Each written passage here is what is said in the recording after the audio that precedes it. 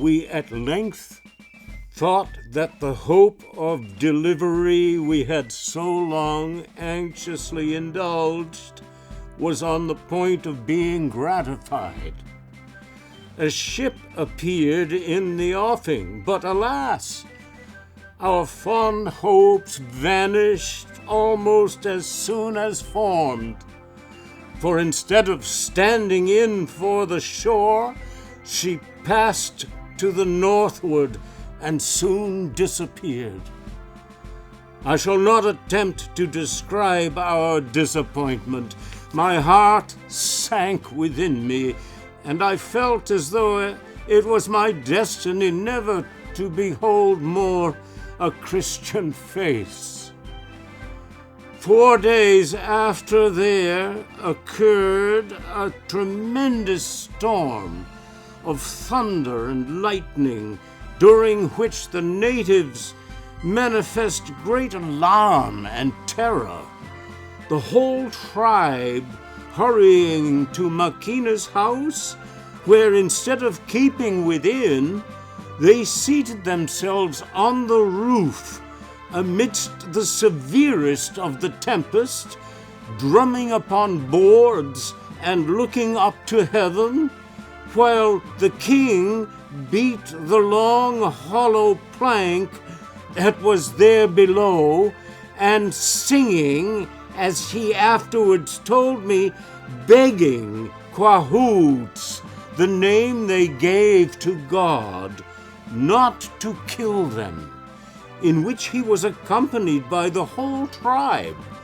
This singing and drumming was continued until the storm abated. As the summer drew near its close, we began to suffer from the frequent want of food, which was principally owing to Makina and the chiefs being out whaling, in which he would not permit Thompson and myself to join, lest we should make our escape to some of the neighboring tribes. At these times the women seldom or ever cook any provision, and we were often hungry, but were sometimes fortunate enough to procure secretly a piece of salmon or some other fish, or spawn, or even blubber, which by boiling in salt water with a few onions and turnips, the remains of the Spanish garden as such, or young nettles and herbs, there was furnished us a delicious repast in private. In the meantime, we frequently received accounts from the tribes who came to Nootka, both from the north and the south, of there being vessels on the coast which we were advised by their chiefs to make our escape, who also promised us their aid and to put us on board those vessels.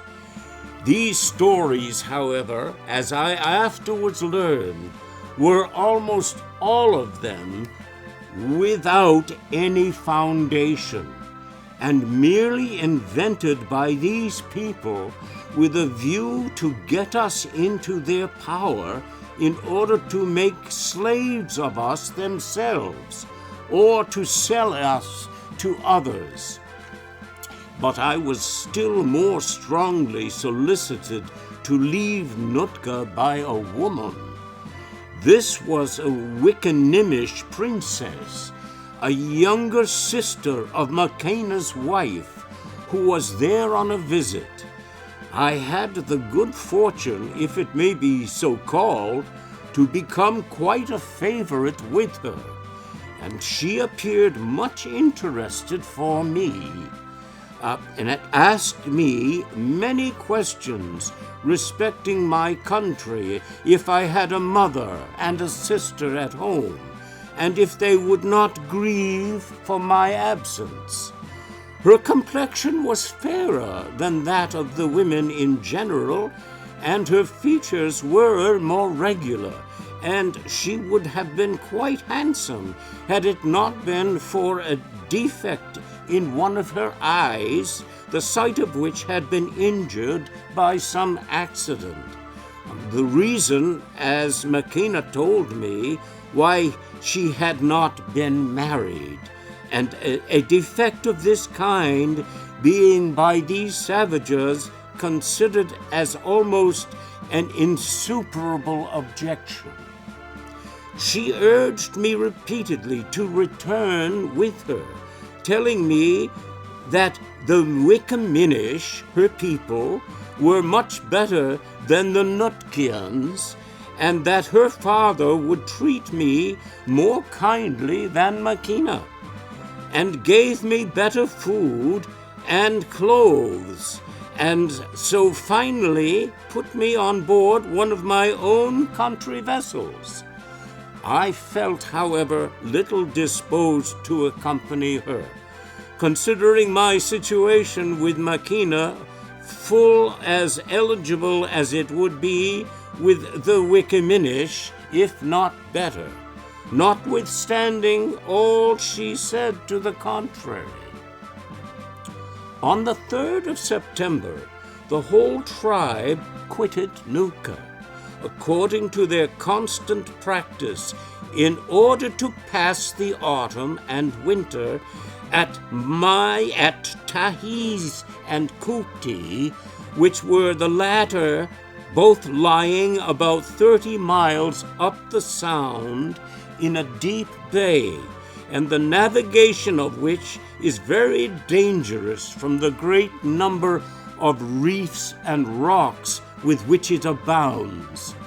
On these occasions everything is taken with them, even the planks of their houses, in order to cover their new dwellings. To a European, such a removal exhibits a scene quite novel and strange,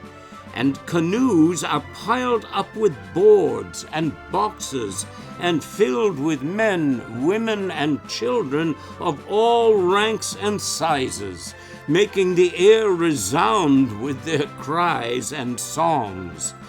At these times, as well as when they have occasion to go on some distance from their houses,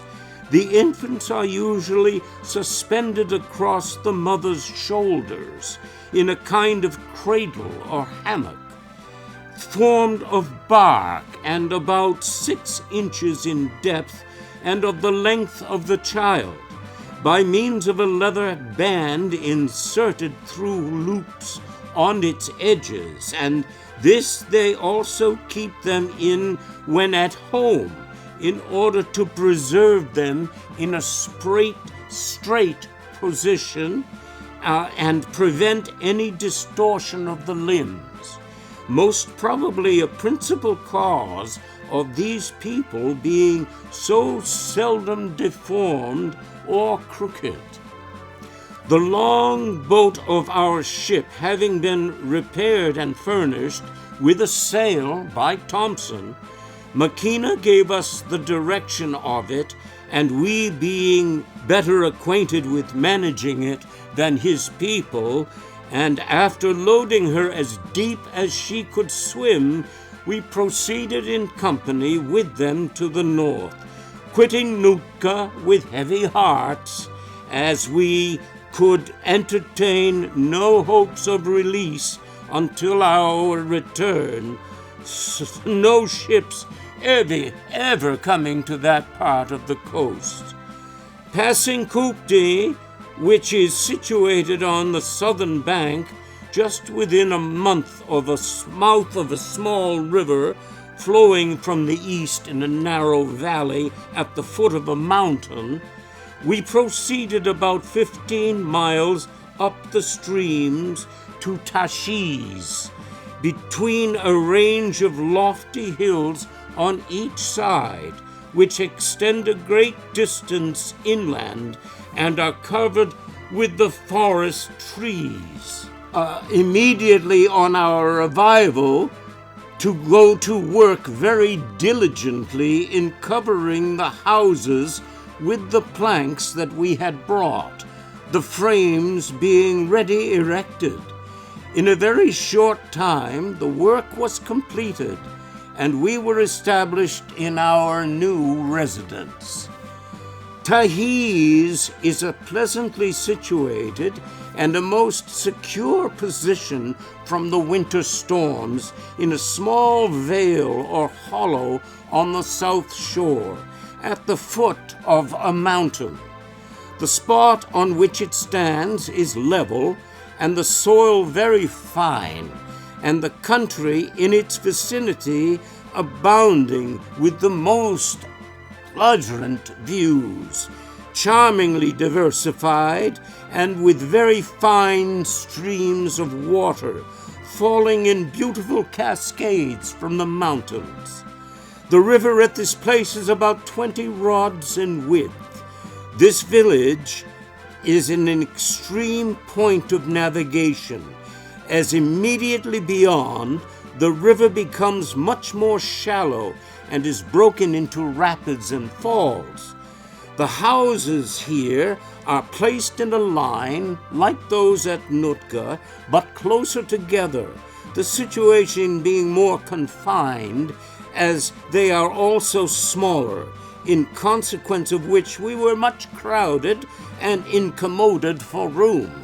The principal object in coming to this place is the facility it affords these people of providing their winter stock of provisions, which consists principally of salmon and the spawn of that fish, to which may be added herring and sprats and herring sprawn. The latter, however, is always procured by them at Nootka, previous to their quitting it,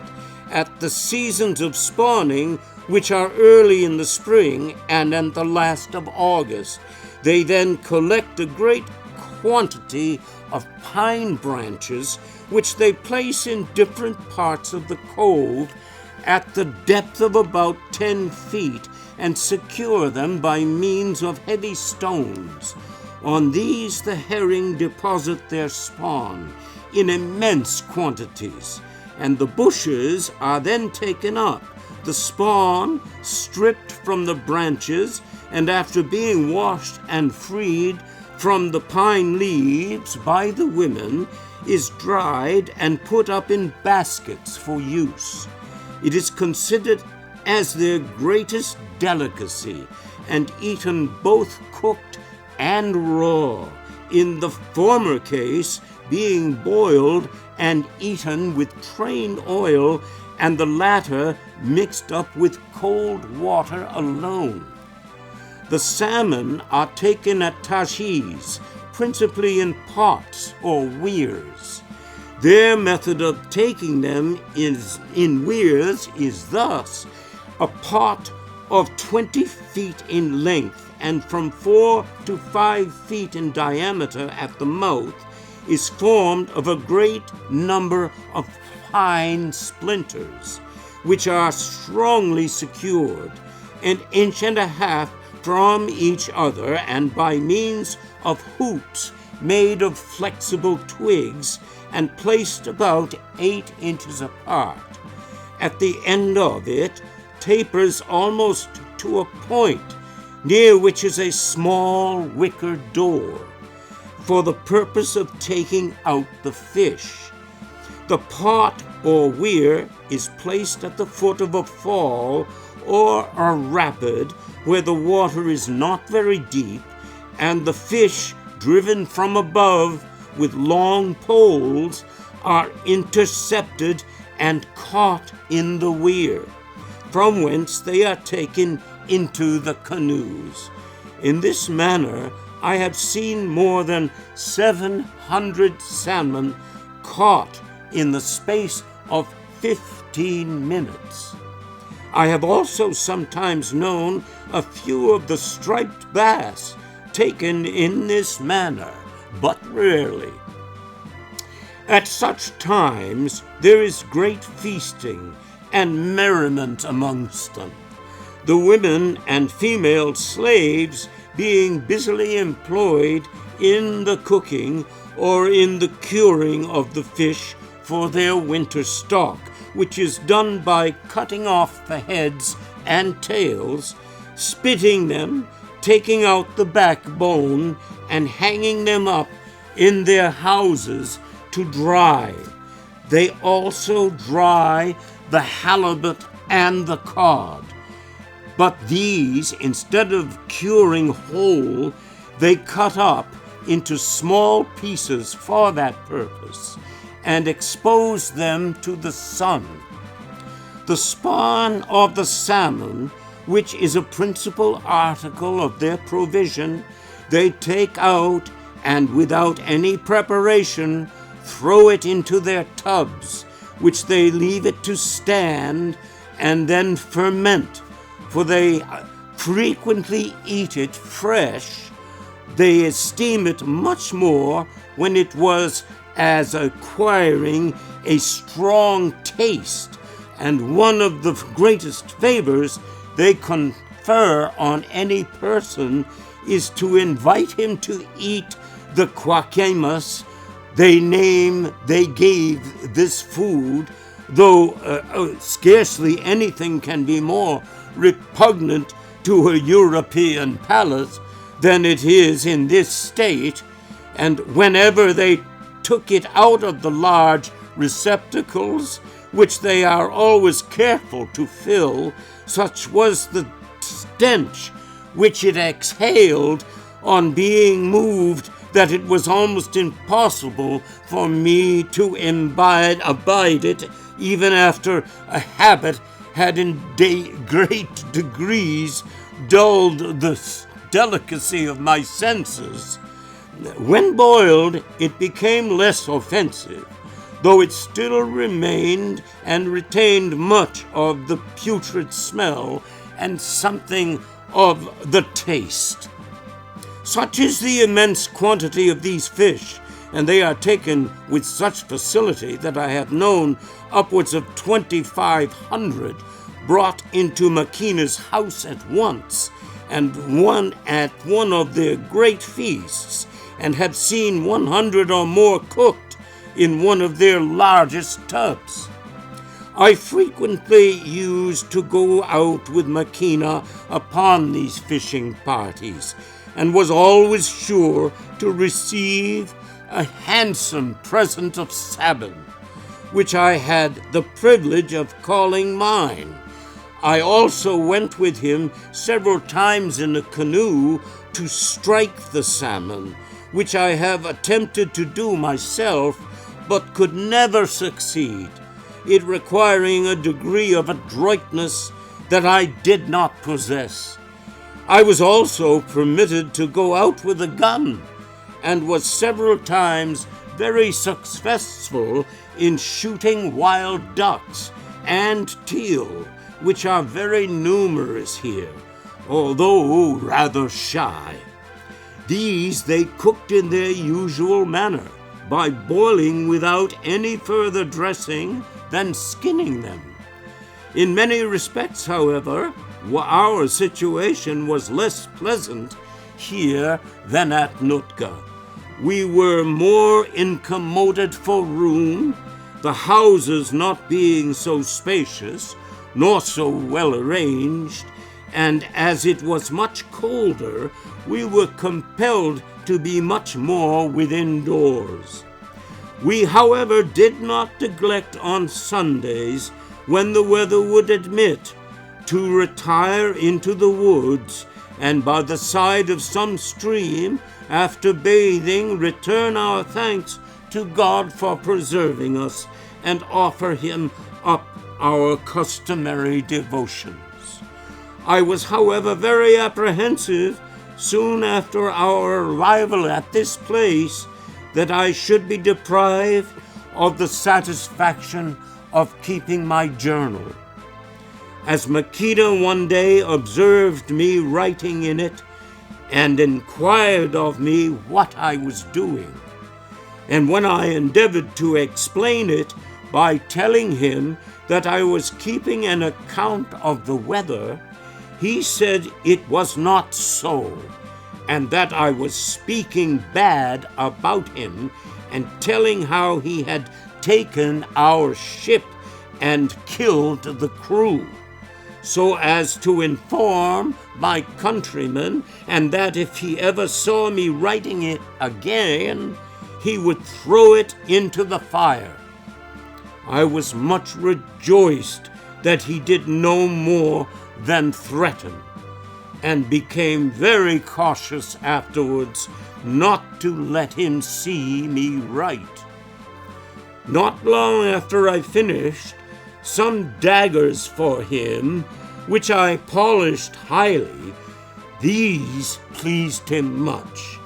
and he gave me directions to make a blade, in which I succeeded so far to his satisfaction that he gave me a present of cloth sufficient to make me a complete suit, besides other things. And Thompson, who had also become rather more of a favorite than formerly, since he had made a fine sail for their canoe, and some garments for him out of the European cloth, were also given about this time, and it was brought and thought by the saving of a most superb dress for him. This was a kutsuk, or mantle, a fathom square, made entirely of European vest patterns of the gayest colors. These were sewed together in a manner to make the best show, and bound with a deep trimming of the finest otter skin, which was allowed them the armholes also a border, and while the bottom was farther embellished with 5 or 6 rows of gilt buttons, placed as near as possible to each other. Nothing could exceed the pride of Machina when he first put on this royal robe, decorated like a coat of Joseph, with all the colors of the rainbow, and glittering with buttons, which, as he strutted about, made a tinkling sound, while he repeatedly exclaimed in a transport of exultation. Machina, who knew that the chiefs of the tribes who came to visit us had endeavored to persuade me to escape, frequently cautioned me not to listen to them, saying that I should make the attempt. If I would, he would take me and should certainly put me to death. And while he here gave me a book in which I found the names of 7 persons belonging to the ship: Manchester of Philadelphia, Captain Bryan, and Viazi David Smith, Lewis Gillen, James Tom, and Clark Johnson, Ben and Jackson. These men, as Machina informed me, ran away from the ship and came to him,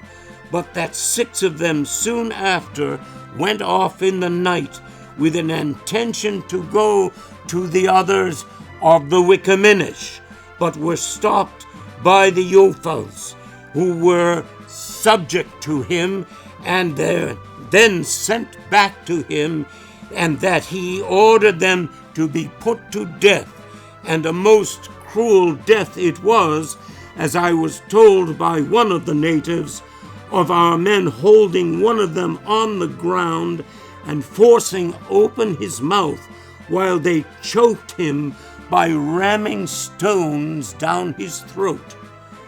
As to Jack, the boy, who made no attempt to go off, Machina afterwards sold him to that tribe of the Wickaminish, and I was informed by the Princess Yua that he was quite a small boy who cried a great deal, being put to harbor and long strength of his labors by the natives in cutting wood and bringing water, and that when he heard of the murder of our crew, it had such an effect on him that he fell sick and died shortly after. On learning the melancholy fate of this unfortunate lad, I had again awakened in my bosom those feelings that I had experienced at the shocking death of my poor comrades. The king, finding that I was desirous of learning their language, was much delighted and took great pleasure in conversing with me. On one of these occasions, he explained to me his reasons for cutting off of our ship, saying that he bore no ill will to my countrymen, but that he had been several times treated very ill by them, and the first injury of which he had cause to complain was done to him by a certain Captain Tollington, who commanded a schooner which passed a winter at Friendly Cove, where he was well treated by the inhabitants. And this man, taking advantage of Mackina's absence, who had gone to the Wickaminish to procure a wife, armed himself and crew, and entered the house where there were none but women, whom he threw into the greatest consternation, and searching the chests, took away all the skins of Mackina had no less than 40 of the very best, and that about the same time 4 of their chiefs were barbarously killed by a Captain Martinez, a Spaniard that soon after Captain Hanna of the Sea Otter, in consequence of the natives having stolen a chisel from the carpenter,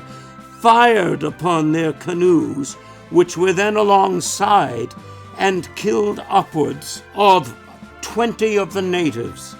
of whom several were Thais or chiefs, and that he himself, being on board the vessel, in order to escape, was obliged to leap from the quarter deck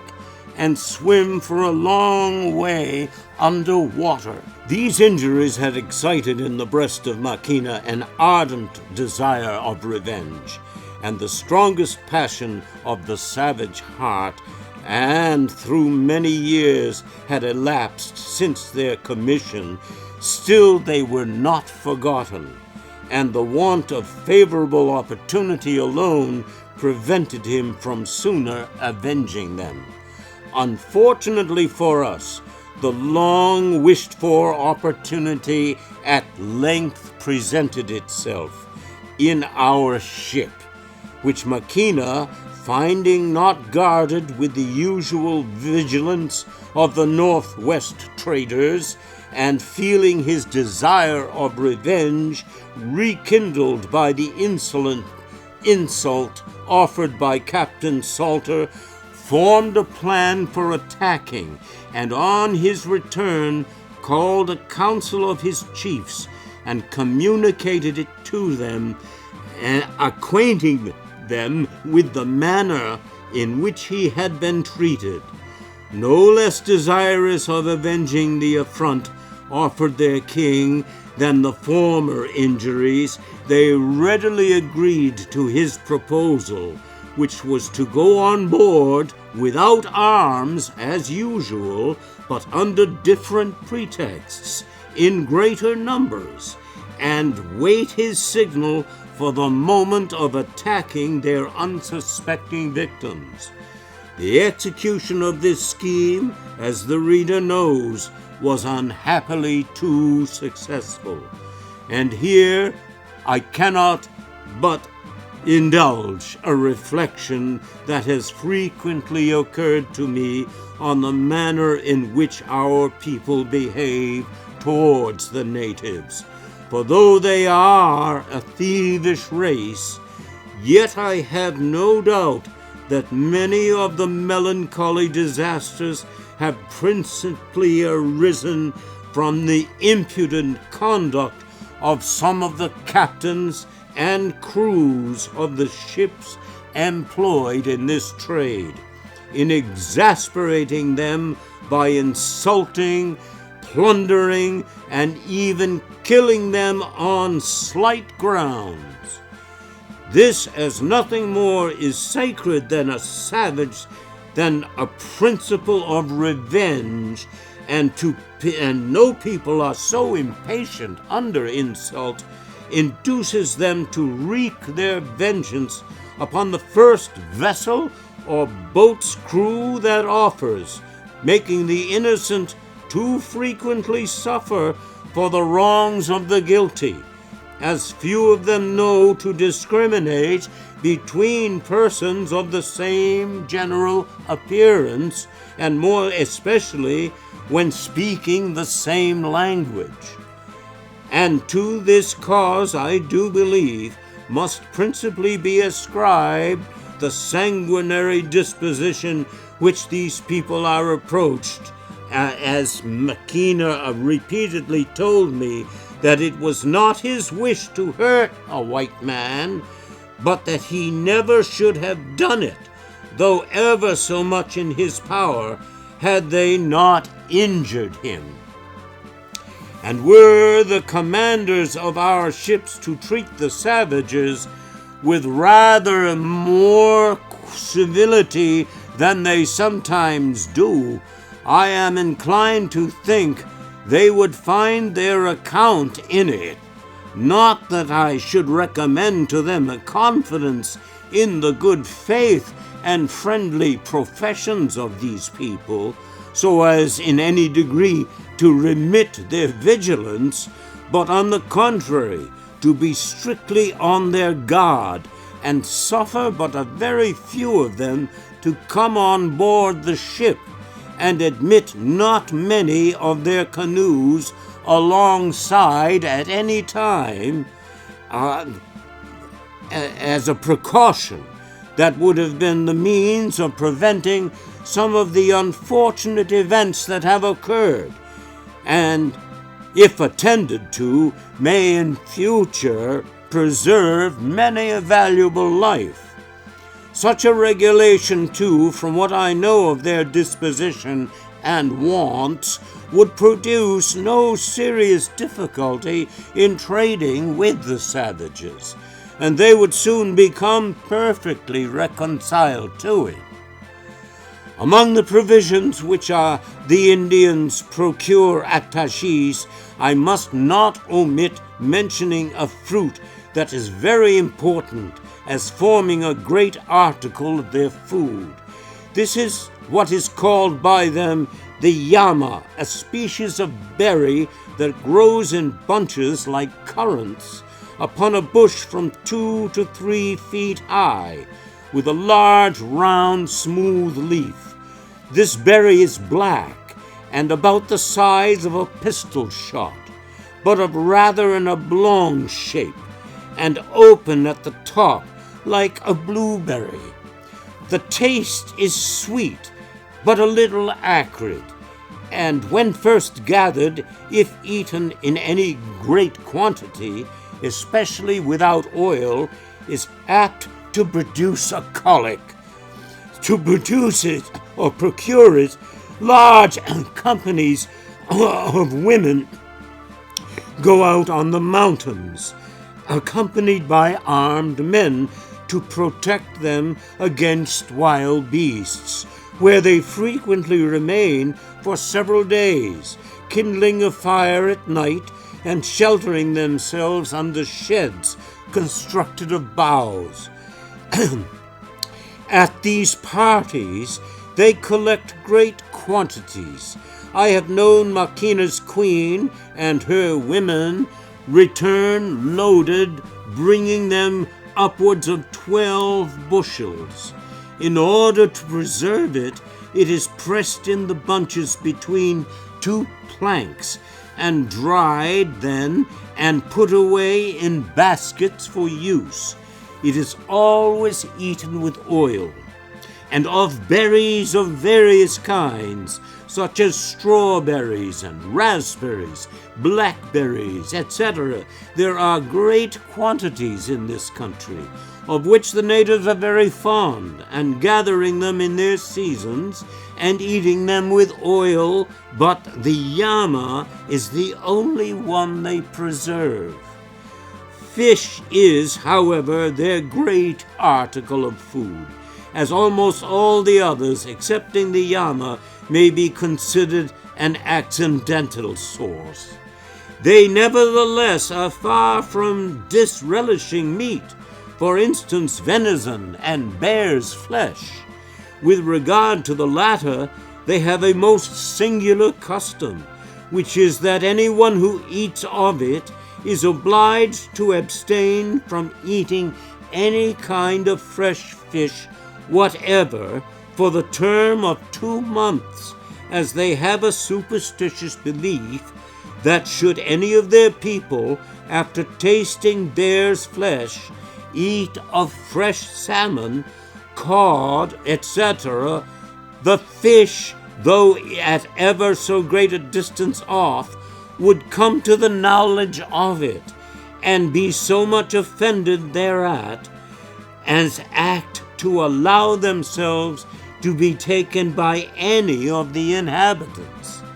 This I had an opportunity to observing while at Tashiz, a bear having been killed early in December, of which not more than 10 of the natives would eat, being prevented by the prohibition annexed to it, which also was the reason for my comrade and myself not tasting it, as being told by Makina what the consequences would be. As there is something quite curious in their management of this animal, which, when they have killed one, I shall give a description of it. After well cleansing the bear from the dirt and blood with which it is generally covered when killed, it is brought in and seated opposite the king in an upright position, with the chief's bonnet wrought in figures on its head, and its fur powdered over with the white down that the chief will wear. A tray of provision is then set before it, and it is invited by words and gestures to eat. This mock ceremony over, the reason of which I could never learn, the animal is taken and skinned, and the flesh and entrails boiled up into a soup, no part but the paunch being rejected. This dressing of the bear, as they call it, in an occasion of great rejoicing throughout the village, becomes to all the inhabitants being invited to a great feast at the king's house, though but few of them, in consequence of the penalty, will venture to eat of the flesh, but generally content themselves with their favorite dish of spawn and water. The feast on this occasion was closed by a dance, in the manner I have already described, in the course of which he, the king, repeatedly shifted his mask from one form to another. And a few days after, the second bear was taken like the former by means of a trap. This I had the curiosity to go and see at the place where it was caught, which is in the following manner: a hollow in the side of a hill,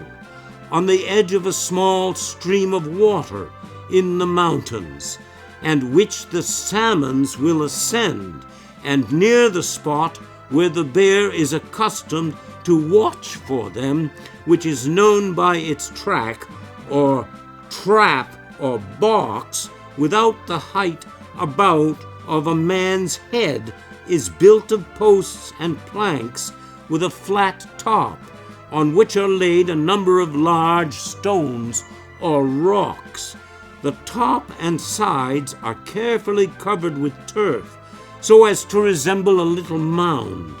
and wholly to exclude the light, a narrow entrance of the height of the building is only being left just sufficient to admit the shoulders and head of the beast. On the inside, to a large plank that covers the top, is suspended by a strong cord a salmon, the plank being left loose, though a forcible pull will bring it down. And on coming into this usual haunt of the bear will enter the trap, and endeavoring to pull away the fish, brings down the whole covering with its load of stones upon its head, and is almost always crushed to death on the spot, or so wounded as to be unable to escape. They are always careful to examine these traps every day, in order, if a bear be caught, to bring it away and cook it immediately, for it is not a little singular that these people will eat no kind of meat that is in the least tainted or not perfectly fresh, while on the contrary, it is hardly possible for fish to be in too putrid a state for them. And I have frequently known them, when a whale has been driven ashore, to bring pieces of it home with them in a state of offensiveness insupportable to anything but a crow, and devour it with high flesh, considering it preferable to that which is fresh. On the morning of the 13th of December commenced what appeared to us a most singular farce. Apparently without any previous notice, Makina discharged a pistol close to his son's ear, who immediately fell down as if killed, upon which all the women of the house set a most abominable and lamentable cry, tearing handfuls of hair from their heads, and exclaiming that the prince was dead. At the same time, a great number of the inhabitants rushed into the house, armed with their daggers and muskets, etc., inquiring the cause of their outcry. These were immediately followed by two others dressed in wolfskins, with masks over their faces, representing the head of that animal. The latter came in on their hands and feet in the manner of the beast, and asking and taking up the prince, carried him off upon their backs, retiring in the same manner that in which they entered. And we saw nothing more of the ceremony, as Makina came to us, and giving us a quantity of dried provision, ordered us to quit the house and not return to the village before the expiration of 7 days, for that if we appeared within that period, he should kill us. At any other season of the year, such an order would have been made us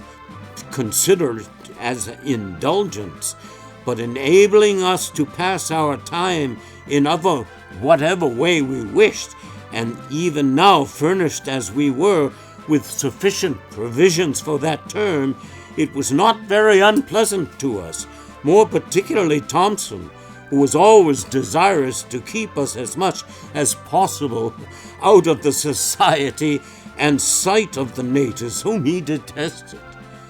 Taking with us our provisions, a bundle of clothes, and our axes, and we obeyed the directions of Makina, and withdrew into the woods, where we built ourselves a cabin to shelter us with the branches of trees, and keeping up a good fire, secured ourselves pretty well from the cold. Here we passed the prescribed period of our exile,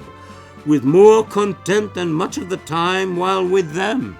employing the day in reading and praying for our release, or in rambling around and exploring the country, and the soil of which is to be found very good, and the face of it beautifully diversified with hills and valleys, refreshed with the finest streams of water, and at night enjoying comfortable repose upon a bed of soft leaves, with our garments spread over us to protect us from the cold. At the end of 7 days, we returned and found several of the people with their king or chief at Tarshish, who had been invited by Machina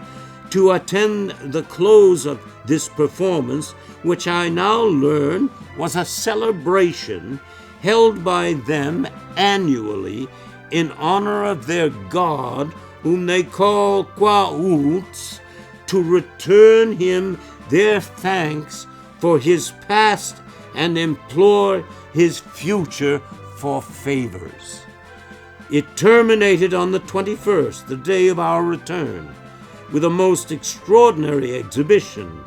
3 men, each of whom had 2 bayonets run through his sides between the ribs, apparently regardless of the pain,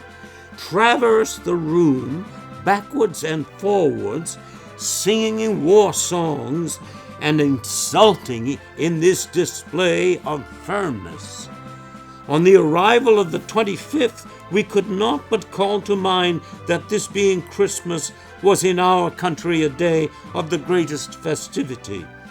when our fellow countrymen assembled in their churches and were celebrating the goodness of God and the praises of the Savior. What a reverse did our situation offer! Captives in a savage land, and slaves to a set of ignorant beings unacquainted with religion or humanity, hardly were we permitted to offer up our devotions by ourselves in the woods, while we felt even grateful for this privilege. Thither, with the king's permission, we withdrew, and after reading the service appointed for the day, sung the hymn of the Nativity, fervently praying that heaven in its goodness would permit us to celebrate the next festival of this kind in some Christian land. On our return, in order to conform as much as was in our power to the custom of their country, we were desirous of having a better supper than usual. With the view, we bought from the natives some dried clams and oil, and a root called ketsup, which we cooked by steaming, and found it very palatable.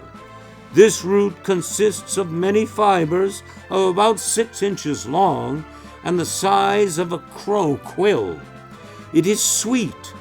of an agreeable taste, and it is eaten with oil. The plant that produces it I have never seen. And on the 31st, all the tribe quitted Tarshish for Kupti, whither they go to pass the remainder of the winter and complete their fishing, taking off everything with them in the same manner as they did at Tutka. We arrived in a few hours at Kupti, which is about 15 miles, and immediately set about covering the houses, which was soon completed. This place, which is their great herring and sprat fishery, stands just within the mouth of the river, on the same side with Tarshish, in a very narrow valley at the foot of a high mountain. Though nearly as secure as Tarshish from the winter storms, it is by no means so pleasantly situated, though to us it was much more agreeable as a residence, as it brought us nearer to Nootka, where we were impatient to return, in hopes of finding some vessel there, or hearing of the arrival of one near. The first snow that fell this season was the day after our arrival, on New Year's, a day that, like Christmas, brought with it painful recollections, but at the same time led us to indulge the hope of a more fortunate year than last. Early in the morning of the 7th January, Makina took with him myself in his canoe on a visit to Upeska, chief of the other tribe, who had invited him to attend an exhibition at his village similar to the one which he had been entertained with at Tisha's village. This place is between 20 and 30 miles distant up the Sound and stands on the banks of a small river about the size of that at Kupti, just within its entrance. In a valley of much greater extent than that of Tashiz, it consists of 14 or 15 houses built and disposed in the manner of those at Nootka, and the tribe, which is considered as a tributary to Makina, amounts to about 300 warriors, and the inhabitants, both men and women, are among the best looking of any people on the coast. On our arrival, we were received at the shore by the inhabitants, a few of whom were armed with muskets, which they fired with loud shouts and exclamations. We were welcomed by the chief's messenger, or master of ceremonies, dressed in his best garments, with his hair powdered with white down, and holding in his hand the chiltooth, the badge of his office. This man preceded us to the chief's house, where he introduced and pointed out to us our respective seats, and on entering, the visitors took off their hats, which they always wear on similar occasions, and Makina his outer robes, of which he had several of whenever he pays a visit, and seated himself near to the chief. As I was dressing in European clothes, I became quite an object of curiosity to these people, very few of whom had ever seen a white man.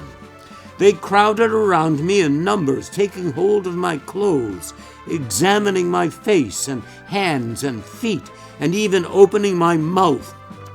to see if I had a tongue. For notwithstanding I had by this time become well acquainted with their language, I preserved the strictest silence.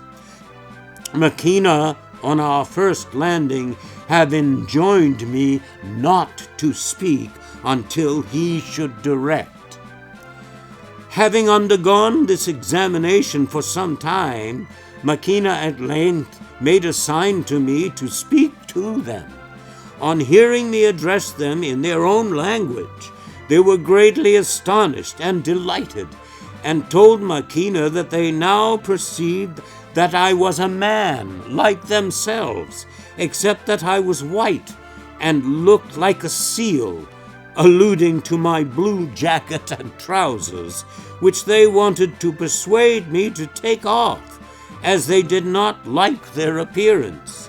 Makina, in the meantime, gave an account to the chief of the scheme he had formed for surprising our ship,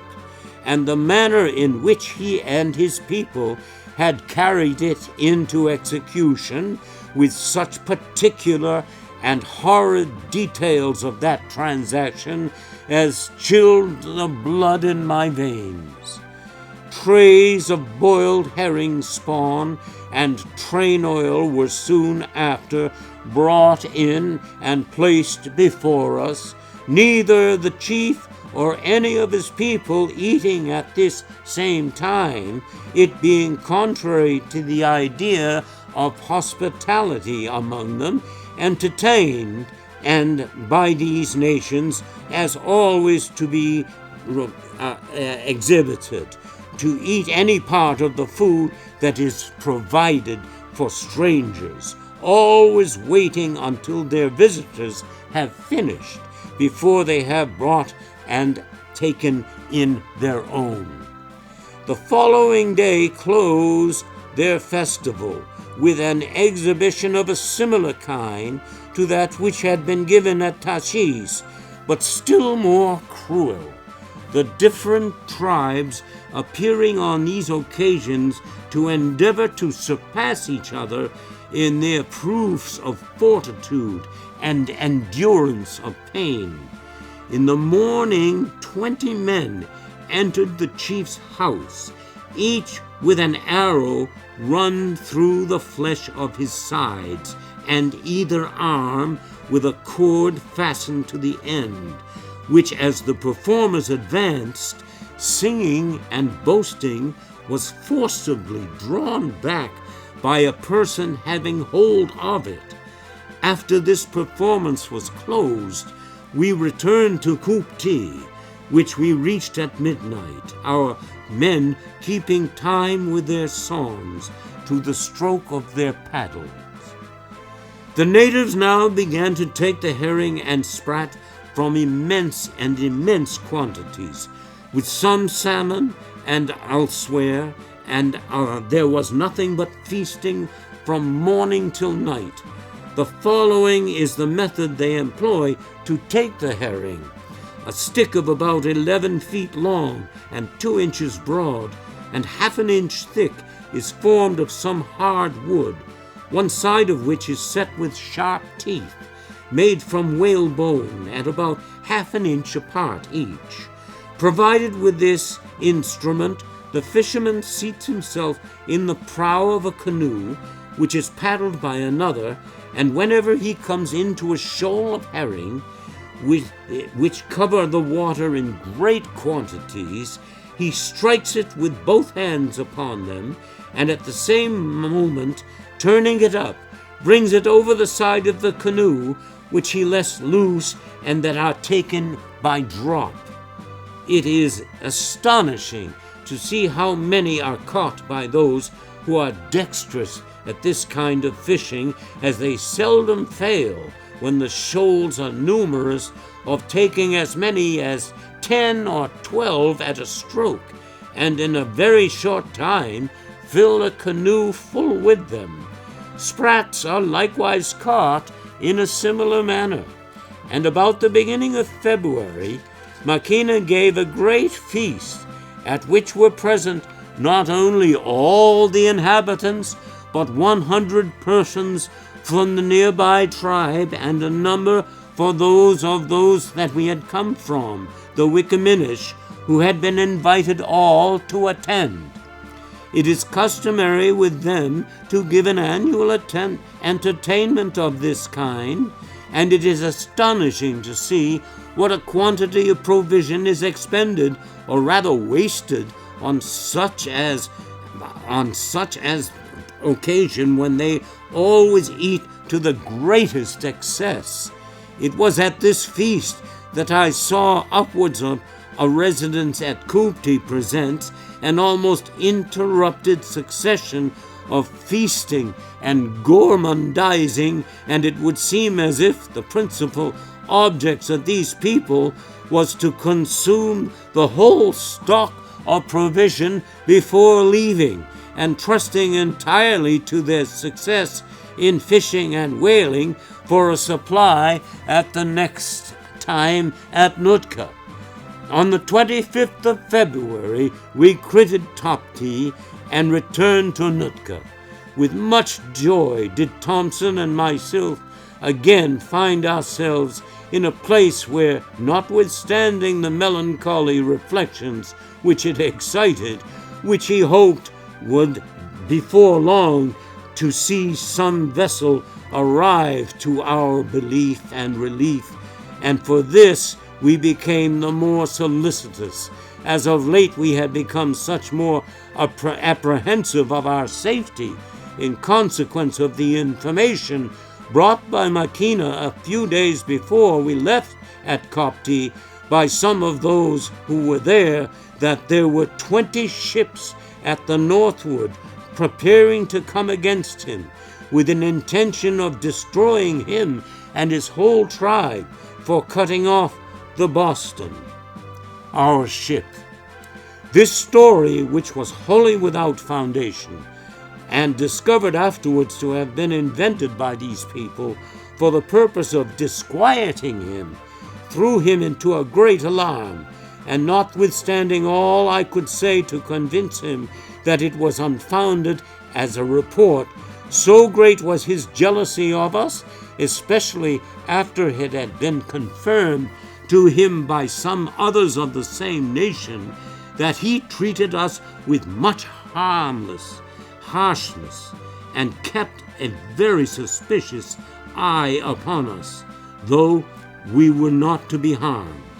Nothing indeed could be more unpleasant than our present situation, when I reflected that our lives were altogether dependent on the will of a savage, on whose caprice and suspicions no rational calculation could be made. Not long after our return, a son of Maquina's, his sister, a boy of about 11 years old, who had been for some time declining, would die. Immediately on his death, which was about midnight, all the men and women in the house set up loud cries and shrieks, which awakening Thompson and myself, and so disturbed us that we left the house. This lamentation was kept up during the remainder of the night. In the morning a great fire was kindled, in which Maquina burned in honor of the deceased 10 fathoms of cloth, and buried with him 10 fathoms more, 4 prime otter skins, and 2 small trunks containing our unfortunate captain's clothes and watch. This boy was considered a Tayi, or chief, being the only son of Tawush, one of their principal chiefs, who had married Maquina's sister, whence arose this ceremony of his interment, it being an established custom with these people that whenever a chief dies, his most valuable property is burned or buried with him. It is, however, wholly confined to the chiefs, and appears to be a mark of honor appropriate only to them. In this instance, Maquina furnished the articles in order that his nephew might have the proper honors rendered to him. Tutush, his father, was esteemed the first warrior of the tribe, and was one of those who had been particularly active in the destruction of our ship, having killed 2 of our poor comrades who were ashore, whose names were Hall and Wood. About the time of our removal to Tashish, while the enjoyment of the highest health, he was suddenly seized with a fit of delirium, in which he fancied that he saw ghosts of those 2 men constantly standing by him and threatening him, so that he would take no food except what was forced into his mouth. A short time before this, he had lost a daughter of about 15 years of age,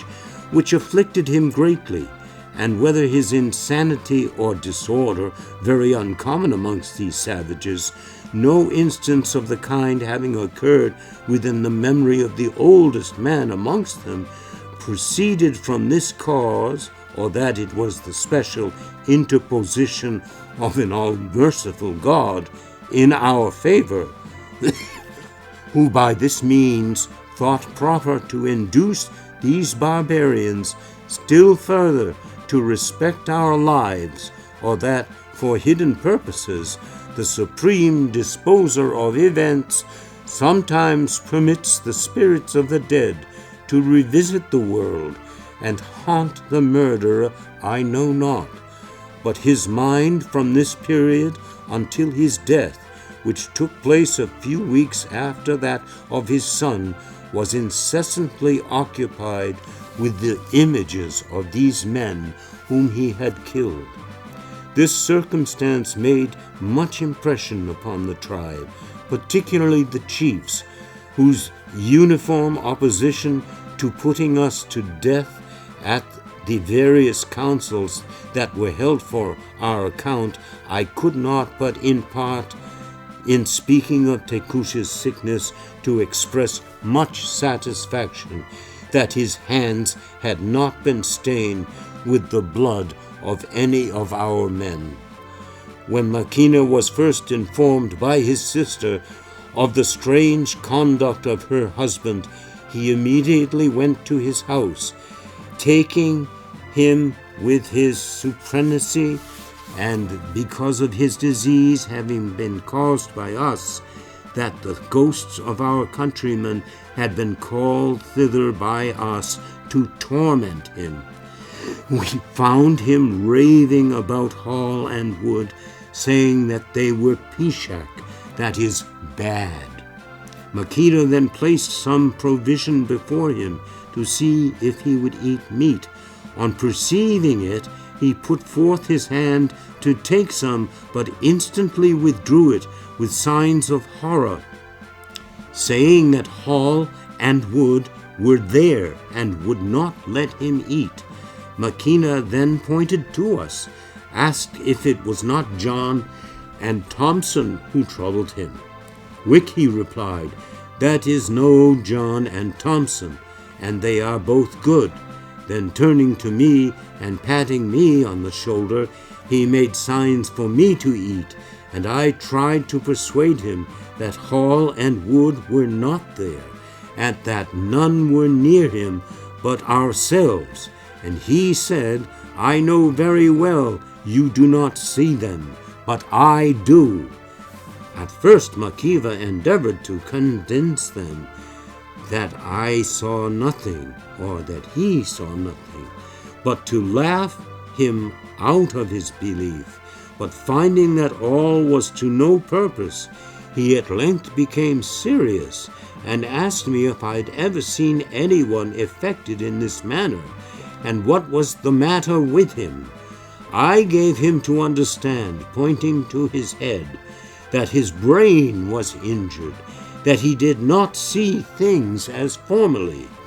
and being convinced by Tutush's conduct that we had no urgency or agency in his indisposition to return to our homes, Makina asked me what was done in my country in similar cases.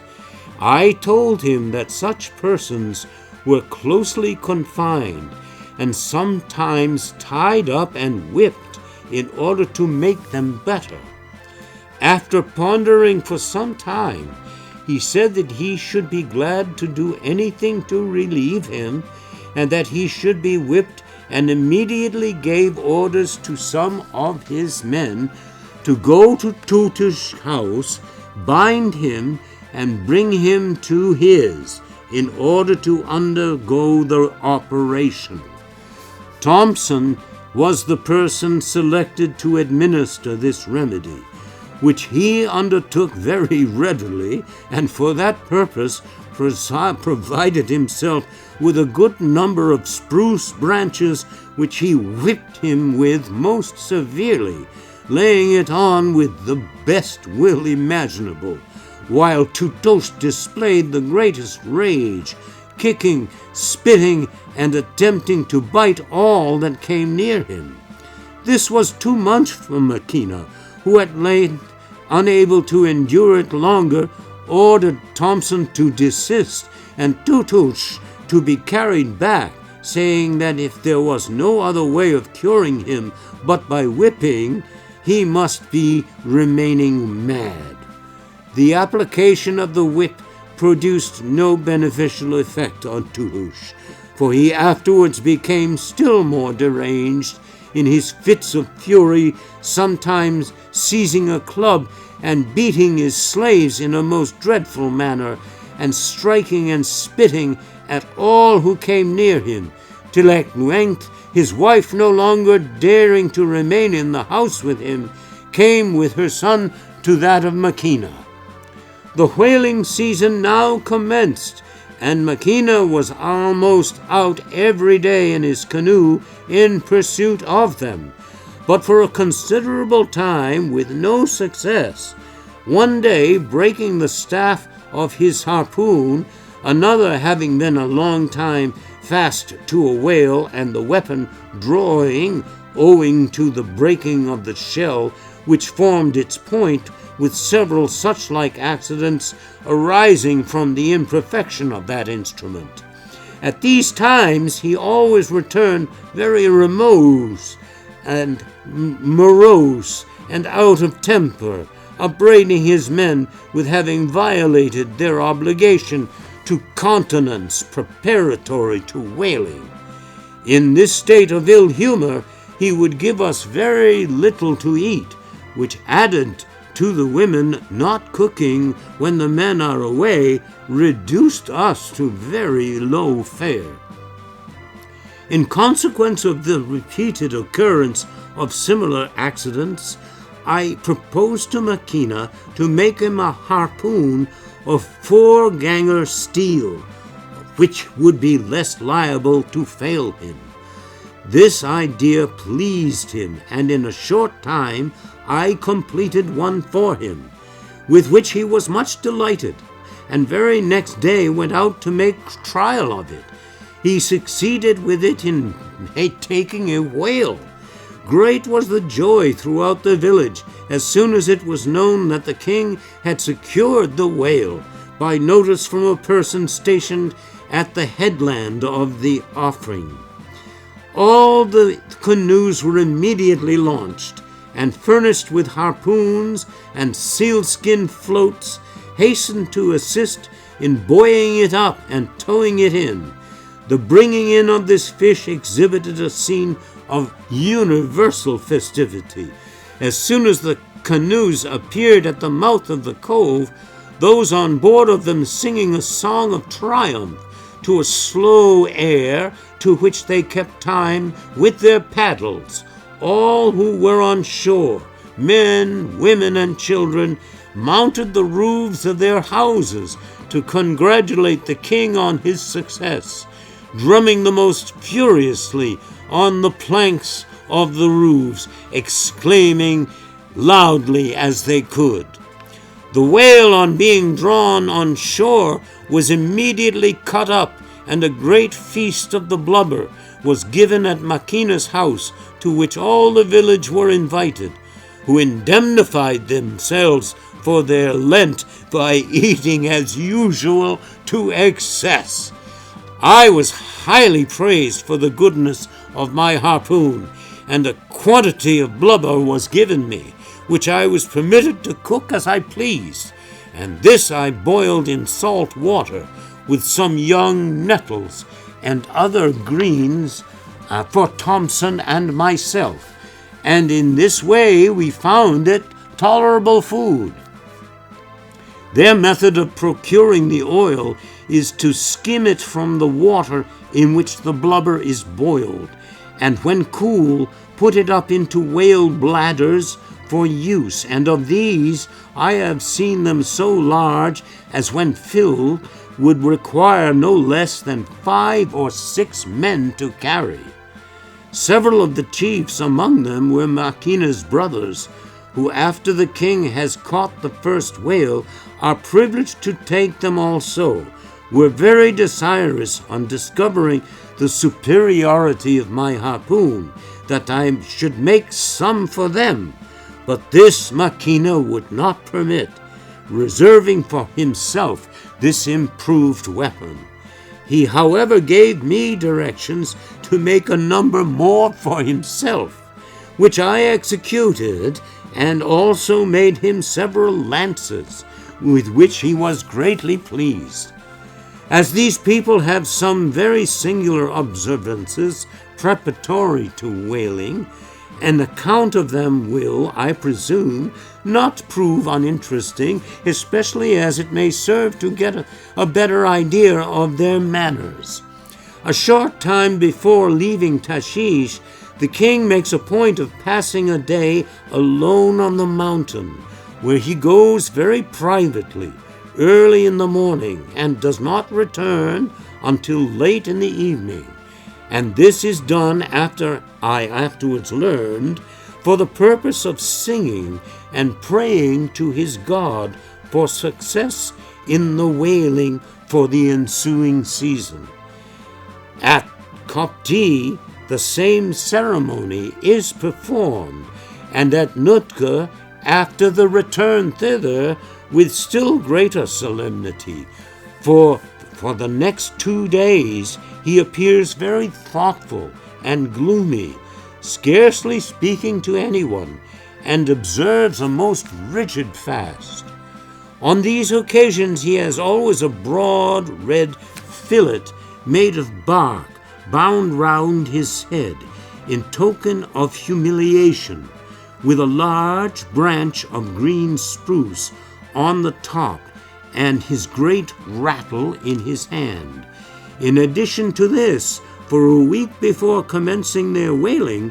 both himself and the crew of his canoe observe a fast, eating but very little, and going into the water several times in the course of each day to bathe, singing and rubbing their bodies and limbs and faces with shells and bushes, so that on their return I have seen them look as though they had been severely torn with briars. They are likewise obliged to abstain from any commerce with their women for the like period, the latter restriction being considered as indispensable to their success. Early in June, the crazy chief Tutuch died. On being acquainted with his death, the whole village, men, women, and children, set up a loud cry, with every testimony of the greatest grief, which they continued for more than 3 hours. As soon as he was dead, the body, according to their custom, was laid out on a plank, having the head bound round with red bark fillet, which is with them an emblem of mourning and sorrow. And after lying some time in this manner, the body was then wrapped in an otter skin robe, and was placed in a large coffin or box about 3 feet deep, which was ornamented on the outside with 2 rows of small white shells. In this, the most valuable article of his property were placed with him, and along with that, among which were no less than 25 prime sea otter skins. At night, which is their time for interring the dead, the coffin was borne by 8 men with 2 poles thrust through the ropes passed round it to the place of burial, accompanied by his wife and family, with their hair cut short, in token of grief, all the inhabitants joining in the procession. The place of burial was a large cavern on the side of a hill at a little distance from the village, in which, after depositing the coffin carefully, all the attendants repaired to Makina's house, where a number of articles belonging to the deceased, consisting of blankets, pieces of cloth, etc., were burned by a person appointed Makina by that purpose, dressed and painted in the highest style, with his head covered with white down, who, as he put in the several pieces one by one, poured on them a quantity of oil to increase the flame, in the intervals between making a speech and praying off a variety of buffoon tricks, and the whole closed with a feast and dance from the king's son. The man who performed the ceremony of burning on this occasion was a very singular character. He was held in high estimation by the king, though only of the common class, probably from his talent for mimicry and buffoonery, and might be considered as a kind of king's jester, or rather as combining in his person the character of a buffoon with that of master of ceremonies, and the public orator to his majesty,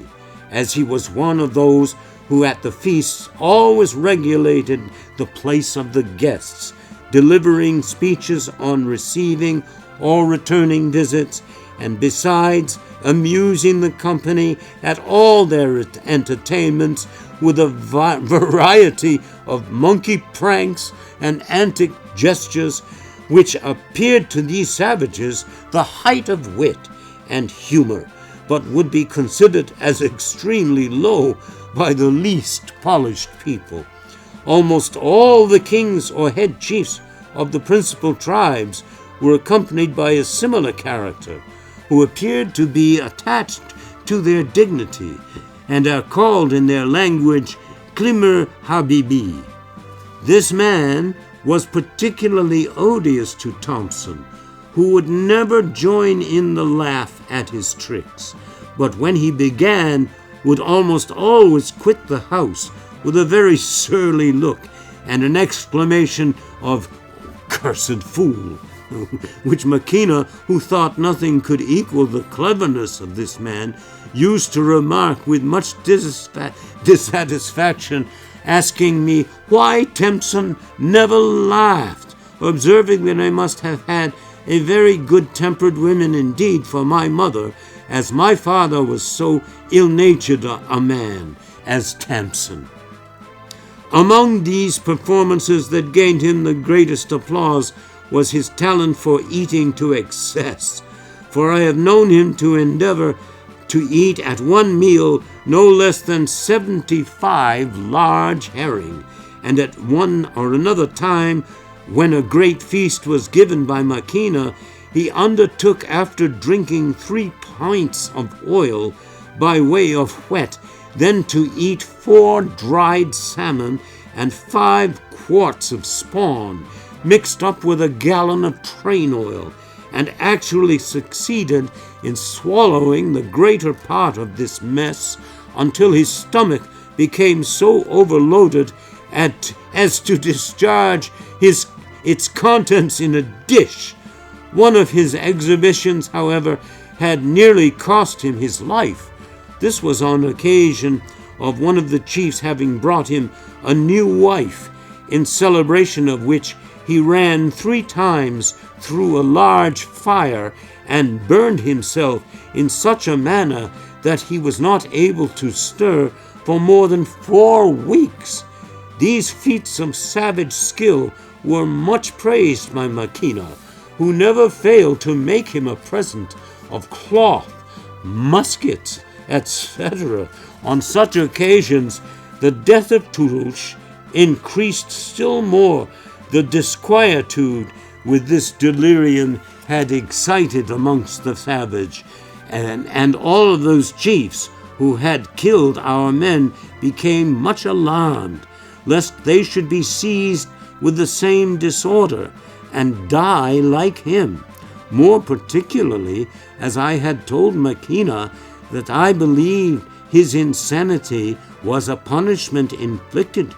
on him by their God for his cruelty in murdering 2 innocent men who had never injured him. Our situation had now become unpleasant in the extreme. The summer was so far advanced that we nearly despaired of a ship arriving to our relief, and with that expectation almost relinquished the hope of ever having it in our power to quit this savage land.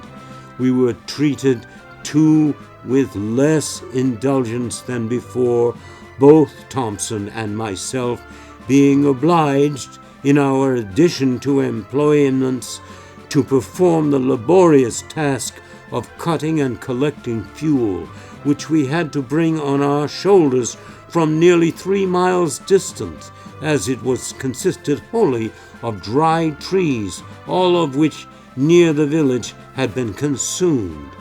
To add to this, we suffered much abuse from the common people, who, when Maquina of some of his chiefs were not present, would insult us, calling us wretched slaves, asking us where our taillis or captain, making gestures signifying that his head had been cut off, and that they would do the like to us. And though they generally took good care at such times to keep well out of Thompson's reach, as they had more than once experienced to their cost the strength of his fist, this conduct was not only provoking and grating to our feelings in the highest degree, but it convinced us of the ill disposition of these savages toward us, and rendered us fearful lest we might at some time or other persuade or force Maquina and the chiefs to put us to death. We were also often brought to great distress for the want of provision, so far as to be reduced to collect a scanty supply of mussels and limpets from the rocks, sometimes even compelled to part with some of our most necessary articles of clothing in order to purchase food for our subsistence. This was, however, principally owing to the inhabitants themselves experiencing a great scarcity of provisions for the season,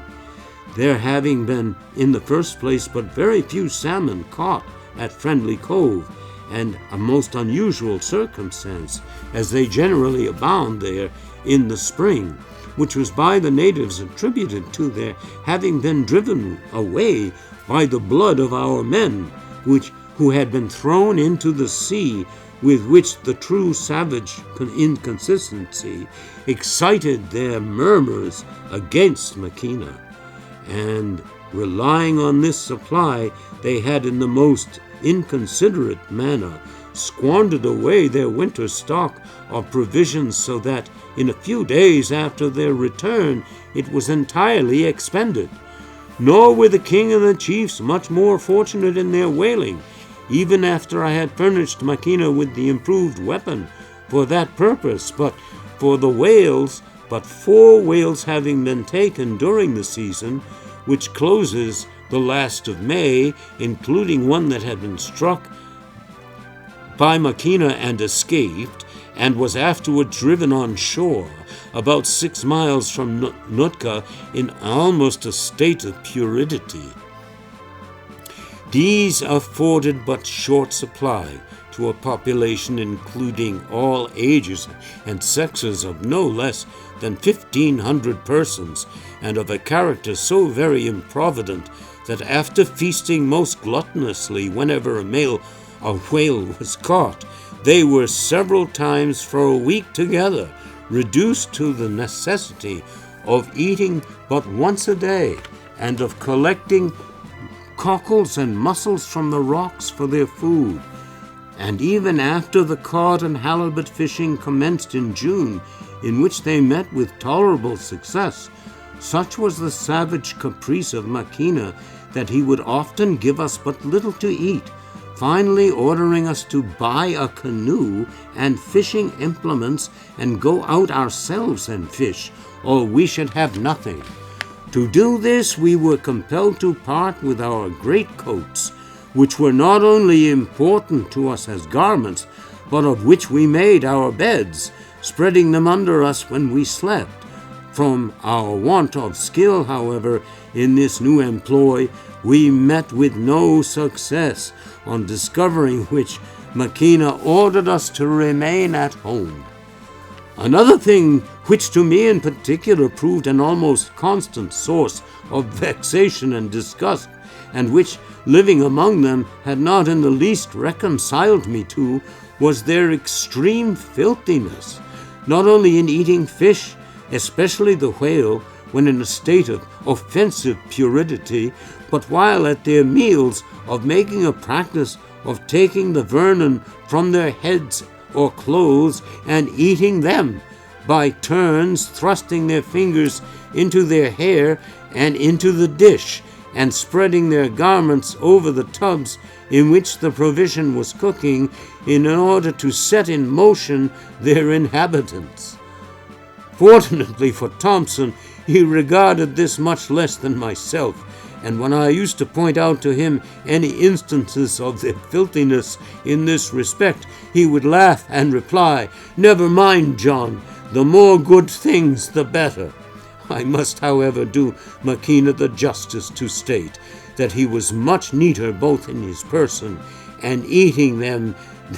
than were the others, as was likewise his queen, owing no doubt to his intercourse with foreigners, who had given him the idea of cleanliness, for I never saw either of them eat out of any of these animals, but on the contrary, they appeared not much to relish this taste in others. Their garments also were much cleaner, Maquina having been accustomed to giving his away when they became soiled, till after he discovered that Thompson and myself kept ours clean by washing them, when he used to make Thompson do the same for him. Yet amidst this state of endurance and disappointment in hearing repeatedly of the arrival of ships at the north and south, most of which proved to be idle reports, while expectation was almost wearied out in looking for them, we did not wholly despond, relying on the mercy of the Supreme Being to offer up to whom our devotions on the days appointed of his worship was our chief consolation and support, though we were sometimes obliged by our taskmasters to infringe upon the Sabbath, which was to me a source of much regret.